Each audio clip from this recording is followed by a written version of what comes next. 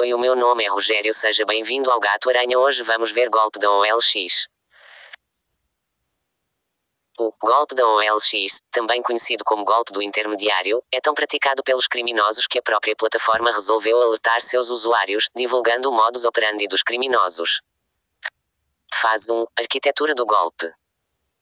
O golpe começa com a busca pelo anúncio do veículo que será envolvido na trapaça. Geralmente os fraudadores procuram por veículos seminovos, em ótimas condições de uso e de anunciantes não profissionais, já que isso aumenta suas possibilidades de sucesso. Com o anúncio definido, o fraudador então passa para a negociação com a primeira vítima, o vendedor do veículo em questão. Ele inicia a conversa com uma proposta, relacionando o pagamento do automóvel ou da motocicleta a uma suposta dívida de um terceiro. Geralmente colocado como uma pessoa próxima do fraudador, como um parente, funcionário ou até mesmo um amigo. Durante esse processo, o fraudador pede ao vendedor do veículo sigilo absoluto sobre o valor negociado entre eles. Ao longo da negociação, o criminoso costuma pedir ao vendedor mais fotos do veículo. O vendedor do carro ou da moto, no afã de atender o pretenso interessado, geralmente envia a ele fotos e vídeos do veículo que não aquelas que ilustram o anúncio. Pois bem, simulada a negociação e demonstrando muito interesse, o fraudador pede ao vendedor que retire o anúncio do ar, com a promessa de que o veículo já se encontra praticamente vendido. Então, o fraudador entra na etapa de clonagem do anúncio. Ele cria um novo anúncio, semelhante ao original, com fotos reais do veículo anunciado pela primeira vítima, porém com preço bastante atrativo, muito abaixo da média de mercado. Devidamente publicado o anúncio falso do veículo, o fraudador atrai para outra negociação a segunda vítima do golpe, o comprador. Nessa etapa, ele começa a conversar com possíveis compradores que ficaram interessados no veículo em ótimo estado a preço muito abaixo do mercado e em breve algum deles será envolvido no golpe. Fase 2. Análise do veículo. É muito difícil que as pessoas comprem um veículo sem vê-lo certo. Os fraudadores sabem disso. A partir da solicitação do comprador para checar o veículo, entra em cena o próximo passo do golpe, o encontro entre as duas vítimas. O fraudador marca dia, horário e local para esse encontro acontecer. Para garantir o bom funcionamento do golpe, ele descreve a primeira vítima, vendedor, como algum familiar ou amigo que irá mostrar o automóvel. E a segunda, comprador, como alguém que vai pagar uma dívida por meio da compra do produto. Por isso, a orientação para ambos é não conversar sobre valores durante o encontro. Não raramente o criminoso inicialmente avisa que irá acompanhar o comprador na visita ao vendedor, porém, em cima da hora inventa uma desculpa e não aparece.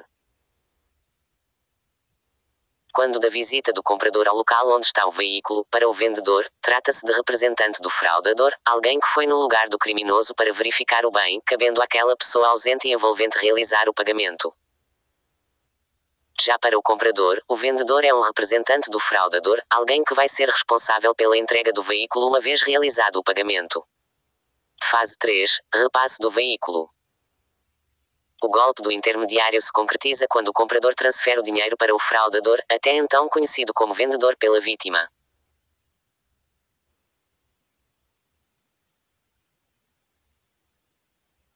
Com o pagamento realizado, por vezes ocorrendo a operação dentro de cartório, onde as partes combinam de transferir o documento de propriedade do veículo por meio do reconhecimento de firma por autenticidade, o comprador cobra a transferência dos documentos do veículo, sendo certo que o vendedor, se prudente, apenas se prontifica a fazê-lo após verificar que o dinheiro entrou na sua conta corrente, o que se sabe não vai ocorrer, haja vista tratar-se de um golpe, onde o pagamento tem como destino a conta do golpista. O fraudador pode até enviar por aplicativo de troca de mensagens um comprovante falso de transferência para o vendedor, mas após consultas bancárias que confirmam que o dinheiro não foi creditado para o vendedor, tanto ele quanto o comprador percebem a fraude. Durante o processo de negociação, o fraudador jamais aparece fisicamente para qualquer das partes. E como anda o assunto na justiça? Na expectativa de obter a reparação do prejuízo causado pelos criminosos, as vítimas se socorrem ao Poder Judiciário como última esperança.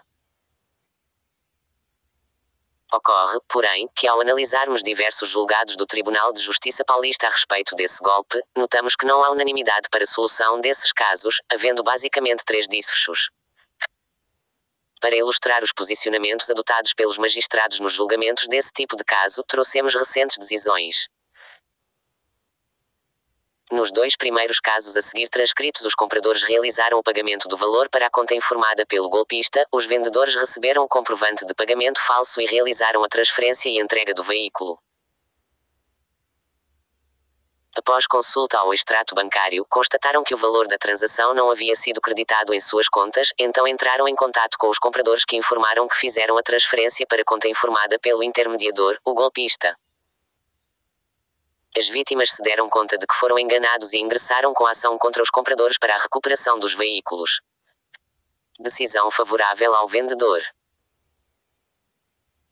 A juíza do caso declarou nula uma transferência de veículo e restituiu sua posse ao antigo dono, pois toda a transação foi feita, na verdade, com o estelionatário. Com essa decisão, o comprador assumiu todo o prejuízo. Decisão contrária ao vendedor. Nesse caso, o juiz entendeu que o vendedor não adotou as cautelas devidas para realizar a transação e o comprador, terceiro de boa fé que pagou o preço, não pode ser prejudicado, ou seja, o vendedor ficou com o prejuízo e perdeu o carro. Dividir o prejuízo. De forma contrária aos julgados acima, nesse caso o vendedor não transferiu e entregou o veículo ao comprador. O desembargador decidiu dividir o prejuízo entre o vendedor e comprador, de rigor o acolhimento do pleito recursal, para, reconhecida a culpa concorrente, repartir metade do prejuízo entre as 2 partes. Fique atento.